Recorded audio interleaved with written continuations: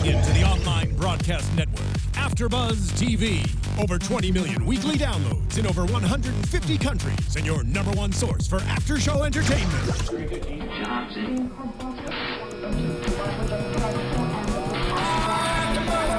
AFTERBUZZ TV, the destination for TV superfans, producing after shows for over 300 of your favorite TV shows, interviewing celebrities and showrunners, and bringing you behind-the-scenes exclusives. All thanks to E! Entertainment's Maria Menounos, producer Kevin Undergaro, and internet leader Akamai. Now, let the buzz begin! Hey everybody, welcome to AFTERBUZZ TV. I'm your host, Heather Joy Smith, and we are here today with a famous guest. We have Roh from $1 Million Listing San Francisco. Welcome! Hey, I'm so happy to be here. And this is your pump up song, This I hear. is my song. I would listen to this song before filming, believe it or not. Nice. Like, there's a concept of motion is created by emotion and all, right? Uh-huh. So you throw that on, you get in the zone, and then you're like pumped, and then when I would go film, it'd be good. Nice. Yeah. Insider information, you guys. So we're going to get, so welcome. Thanks for joining us. Absolutely, I'm happy to be here. Now, you moved to America when you were just like a couple years old, correct? Yeah. From Afghanistan. Yeah, that's right. Yeah, and so, you know, you went to school, you went to be a financial planner. Mm-hmm. Then things changed. Decided to go into real estate. Like, Tell me it a took little a bit. 180, basically. Yeah. Yeah, I don't know if you've ever worked in banking or finance or anything like that, but it takes a certain individual to want to do that type of a job. It's very regulated. I mean, you're monitoring everything that you do, clock in, clock out, 1 hour lunch. You're putting in 80, 90 hours a week. And for me, I got to take something home with me. And I was just going to work too many days unhappy, feeling unfulfilled with like what I'm doing or what I'm contributing to. And what it came down to is like I was just, this isn't for me. Like building bank balances is great, and you know, people need to do it, but for me personally, it just didn't fit my personality type, and I didn't take like a tangible takeaway from it, so I just couldn't do it anymore. So I ended up quitting in April of 2012, like I think on the 3rd, and then I started in real estate like on April 9th. Like so just a few days later. It was just crazy amount of like meeting different people and interviewing and finding the right fit for me. So Yeah. And here we are 3 years later. Yeah. You're in the top, 6% of real estate agents right now? I'm gonna tell you, I'm very excited because I ran my numbers before I got here, and out of the entire SFAR, which is the San Francisco Association, I'm ranked like I think 180 or 190 out of 4,200 agents. So Wow. I'm like in the top 4% or 5% now. So Congratulations. Yeah, I can't believe it. Like I can't even believe that I'm here and talking to you and we're doing this interview. Right. Like, life has been really surreal for me lately. What a whirlwind, right? It is. It's crazy. Like What motivates you? Because obviously real estate agents across the United States are doing what they're doing every day. But for you to exceed to the level that you've gotten in such a short amount of time, what motivates you to do that? a burning desire to be number one. Nice. That's what it comes down to. It's like some people are into money. I've never been into money. I'm like, money is whatever. It's by the way, like it'll come if you do good work and all that.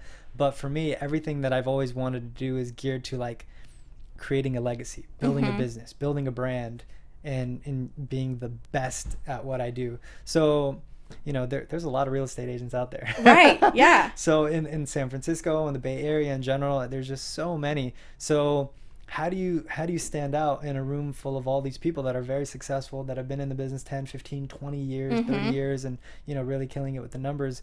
There's no shortcut. You just got to work very hard and be diligent and be out there and present, and I've managed to do that pretty well. So Nice. What do you find is the most challenging part about real estate? how ambiguous it is. Yeah. Yeah, real estate agents work on 100% commission. Right. So you get dressed and you show up and you go to these appointments and you take listings and you're working with buyers, but there's absolutely no clue on when you're going to get a paycheck. It could be, you know, tomorrow. It could be 2 years from now. You have no idea. And even when you get something in a contract, there's a very likely chance that it could fall apart. Yeah, so that's 6 scary. months of your hard work could just go away like a ghost. Wow. So that's the scary part. That's hard. You mentioned, you know, dressing the part, and I read something somewhere that you actually changed up how you dressed, how you talked, how you did everything from watching the other $1 million listings. Yeah, absolutely. So I've watched every single episode of LA since it started in New York. And that was a big deciding factor on me leaving what I was doing before in financial planning and wealth management and becoming a realtor, because I was watching those guys, and from the outside, right, in hindsight, now that I'm thinking about it, like real estate was sexy and appealing. Oh my God, they make all this money and they're going on international trips and driving these cars and, you know, selling, and they're on their own schedule and all that. So I drank the Kool-Aid. Right. I watched every episode and I just like mimicked how they talk and what they're wearing and like listening for strategy tips and all that, because when you're a new agent, you have no idea what you're doing anyway. So, you know, the agents on these shows, I figured, okay, they're the absolute cream of the crop, so I'm going to do what they're doing. And then, you know, years later, I ended up being on the show too. So I'm just like, that's what I'm telling you. It's like everything's crazy for me. I can't believe it.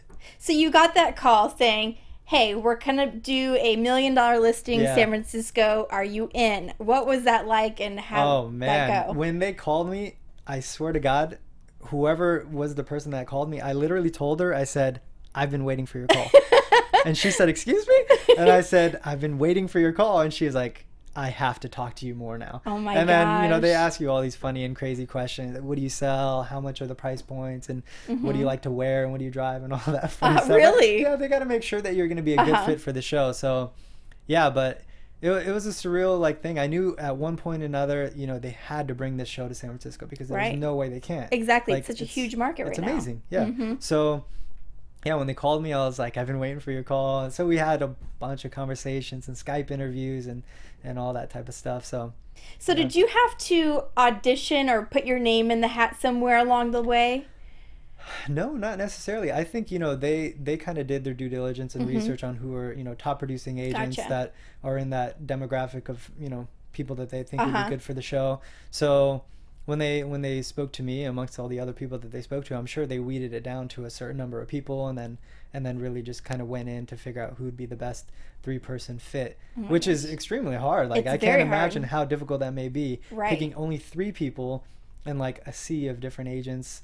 You know, everyone has something to bring to the table. It's just not everyone had the chance to like show that or do that. So I'm very grateful for being given the opportunity. And Justin and Andrew were your co-real estate counterparts on the show. Yeah, colleagues on the show, I guess. And you'd never met them before filming. No, I didn't. That's interesting that I guess San Francisco's huge and you probably don't, you know, mix and mingle with all the realtors. It's like I was mentioning, there's a lot of agents and stuff like that are there. So the top agents, like, we all know each other. So Justin, he I guess he wasn't working in the city before. He was working in Mill Valley, which is above the Golden Bridge. Like when you pass the Golden Gate Bridge, he was working over there.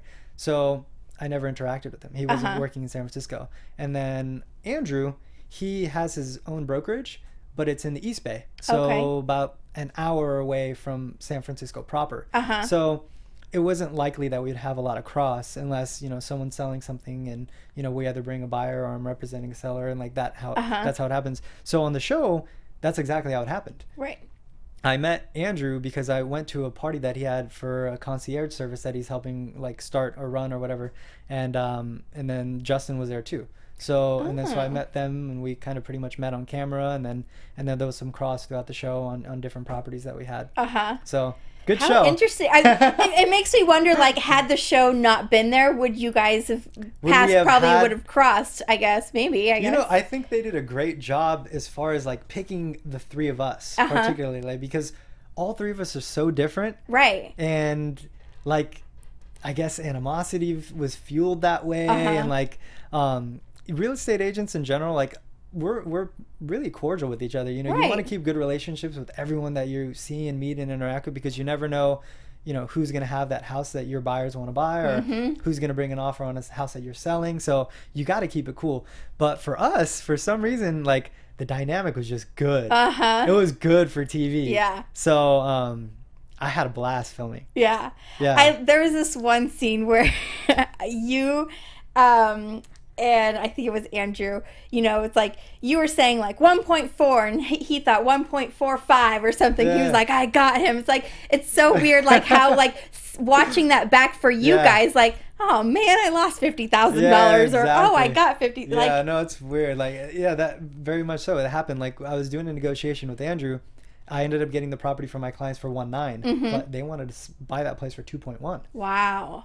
They were like, we don't want to miss out on this house. You have to get it for us. Right. We're willing to go up to this amount. But that's where negotiation comes in. And now the tough part is like now we kind of know how each other negotiate. So I don't think we're ever going to trust each other. No. Yeah, like you're lying. Right. No, I know you can do You're this like, for but better. no, this time I'm really sure it's final. Yeah, so yeah, no, trust is going out the window. I don't think anyone's going to trust anyone at this point. So was that weird watching that back after you guys had wrapped? Oh yeah, yeah, because like in your mind at the time, you're like thinking, okay, how am I going to be the best possible representative for these buyers or sellers? You know, what am I going to do in order to get this for either for a cheaper price or get them the top price possible? And you know, you do the best that you can, but you really don't know what's on the other side. Right. And then like the show revealed it, right? Yeah. So I may have missed out on $50,000 for that last one, but my clients didn't even want that much. I promised them 1.4. So I was like, I have to deliver on 1.4, you know, because that's what I wanted to get. So we got that, and we were extremely happy. So happy with that. So for him thinking that he saved $50,000, like, in actuality, we already won. Yeah, so. exactly. You're like, no biggie. Yeah, so it was good. What sets you apart from them and the rest of the realtors kind of in the San Francisco area? Oh, man. That's a good question. I think that question, you know, all the time, like what does set me apart? My business plan is kind of pretty much catered to the mission statement being, you know, we want to be the Four Seasons of real estate. We want like just white glove customer service, 7 stars, never say no, extremely full service, like walking dogs, cutting, you know, the landscaping in the backyard, doing anything and everything to make the client's life easier, and at the same time contributing to whatever it is. If we're doing a sale or if we're doing a purchase, like it has to be to the point where anticipating their needs so much that they're just blown away. Yeah. Like I don't know if you've ever stayed at a Four Seasons or a Ritz-Carlton. Yeah. But the standard of service that they have is just like legendary. Right. It's unbelievable. I want people to have that experience when they work with me. Nice. When it comes to real estate. And it's just not for one transaction, but for like 30. Right. Over the course of their life and all their family and friends' lives, but like that's what we want. And come back to you over and over again. Yeah, just lasting relationships that are just over and above like expectations. But that would be my goal. Yeah. So, and you have break dancing at open houses. So what's other than break dancing, which I loved by the way, what's kind of like the craziest thing that you've done at an open house to try and get a house sold? Oh gosh.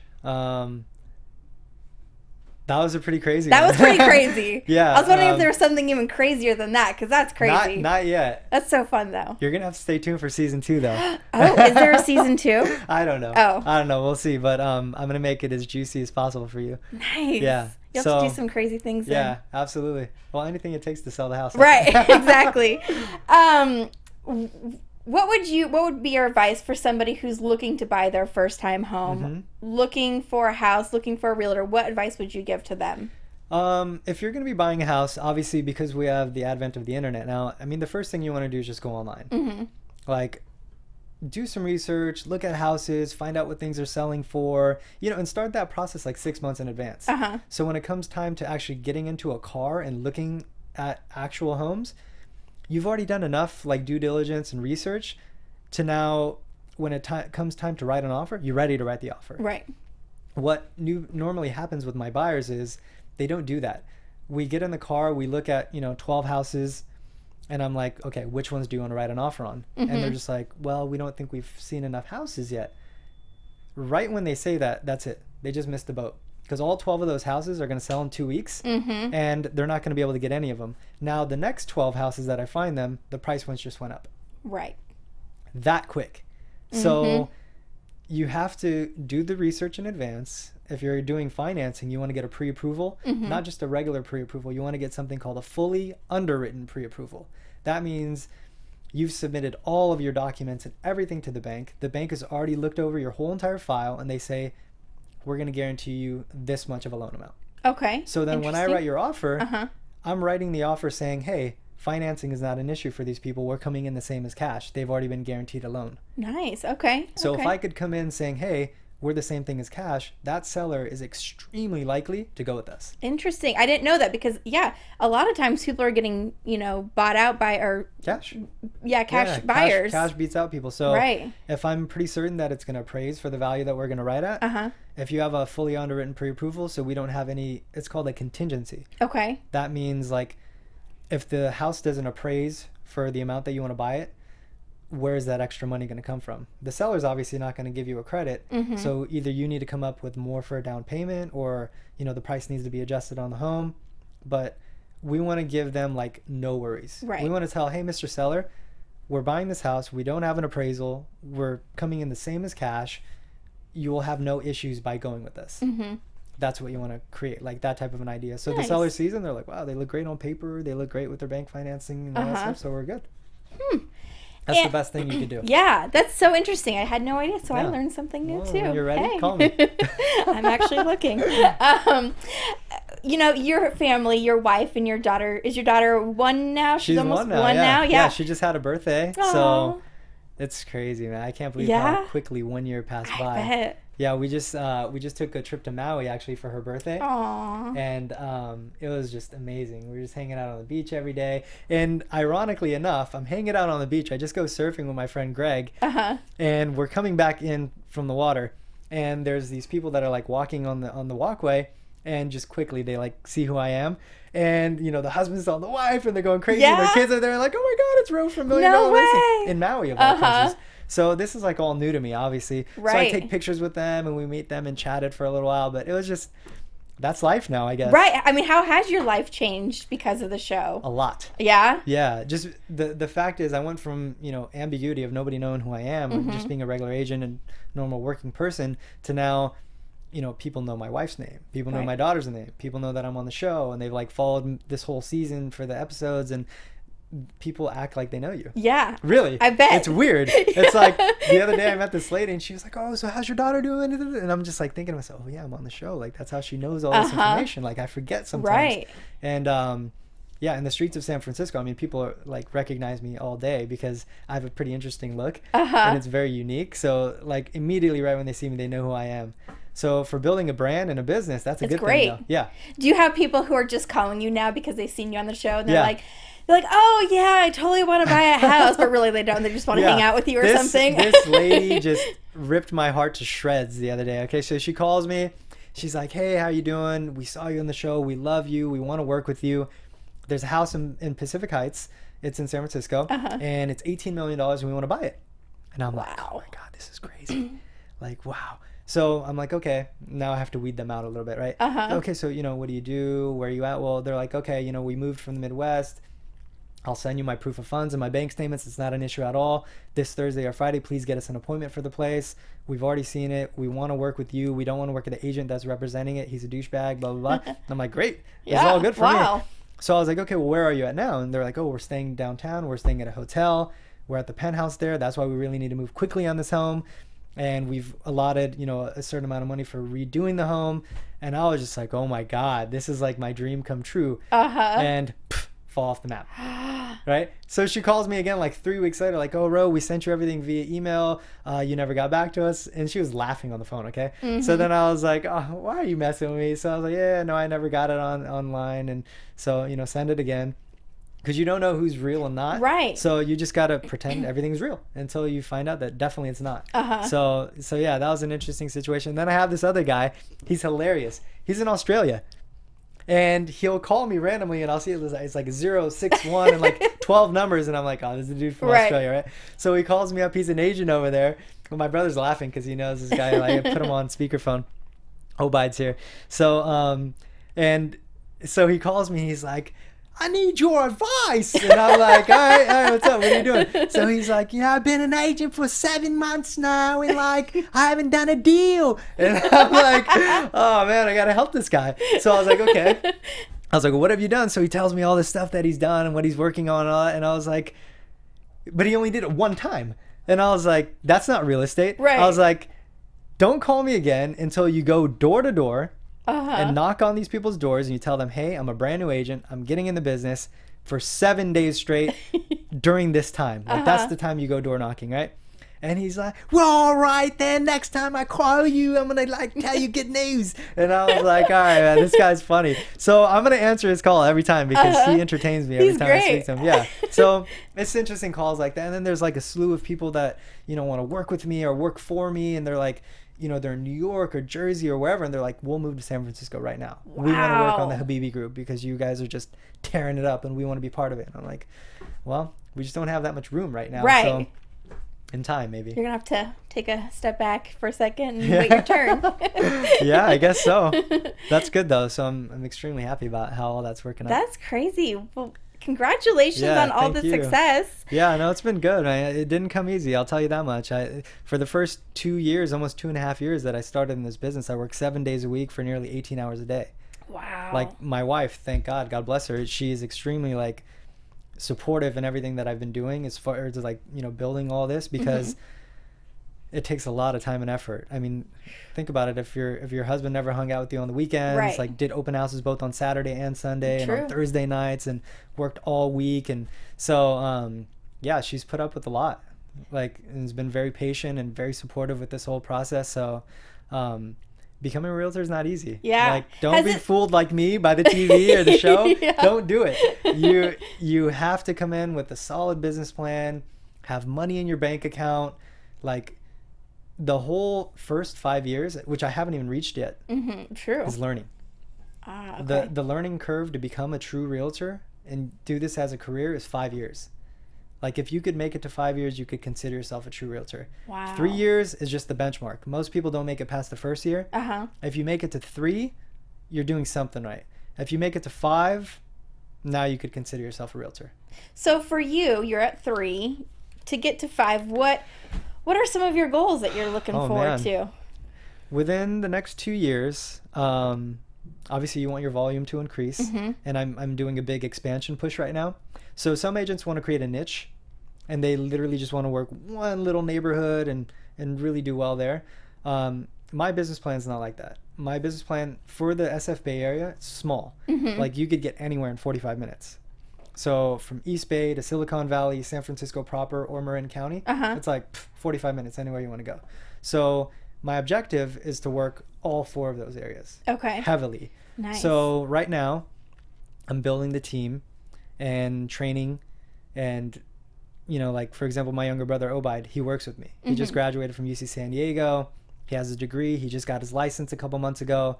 This week, the reason why he's in Los Angeles with me is because he's going to Tony Robbins.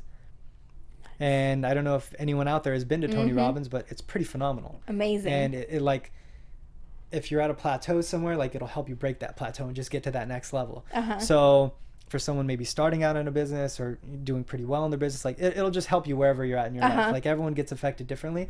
So that's what I'm doing. Like, we go to Tony Robbins, we go to Brian Buffini, we go to, you know, different types of training programs. It's all about self-development, and that's how you're going to make it through the long run for this business, I think, at least. Right. So you always have to invest in yourself, development, training, you know, learning the best technologies to use, how to connect with your clients in the best ways.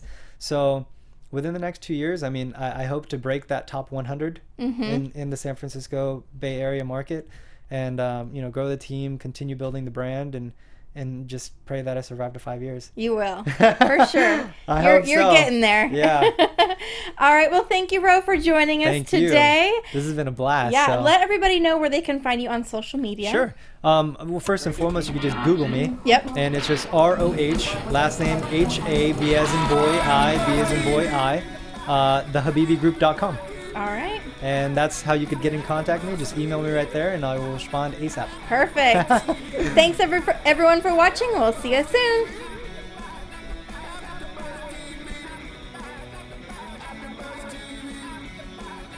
From executive producers Maria Menounos, Kevin Undergaro, Phil Svitek, and the entire AfterBuzz TV staff, we would like to thank you for listening to the AfterBuzz TV network.